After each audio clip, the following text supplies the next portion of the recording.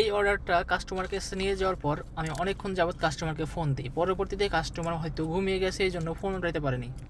আসসালামু আলাইকুম গাইস, কি অবস্থা সবার? আশা করি সবাই ভালো আছেন। আজকে দেখেন একটা অর্ডার ক্যান্সেল হয়েছে মাত্র। অনেকক্ষণ বসে থাকার পর অর্ডার ক্যান্সেল হয়েছে। দেখেন কি পরিমাণ খাবার ছিল, শুধু সস। দেখেন এতগুলা সস অর্ডার দিয়েছি, এক একটা সসের দাম 3 রিয়াল, বাংলার প্রায় 90 টাকার মতো। দেখেন সসের অবস্থা দেখেন।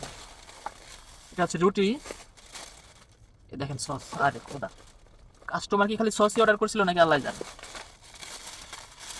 এটা হচ্ছে খাবার। কাস্টমারটা হচ্ছে খাবারটা নেওয়ার পর ঘুমাই গেছে নাকি আল্লাহ জানে, খাবার ফোন ধরতেছিল না। এই দেখেন খাবার পুরা জ্যামনে চলে এমনি আছে। তো দেখি কিরকম হয়।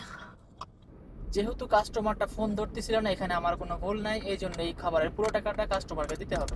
এই কাস্টমার পরবর্তীতে যদি আমাদের এই অ্যাপসে অর্ডার করে, এখনকার যে অর্ডারটা ক্যান্সেল হয়েছে এই খাবারের টাকাটা পরবর্তী যে অর্ডার করবে ওই খাবারের সাথে অ্যাড হয়ে যাবে। এখানে মূল বিষয়টা হচ্ছে যার দোষ, টাকাটা তার পে করতে হবে। রেস্টুরেন্ট থেকে দেরি করলে তাদের জরিমানা, এবং আমার ড্রাইভিং এ দেরি হলে এটা আমার জরিমানা। সবাই ভালো থাকবেন, আল্লাহ হাফেজ।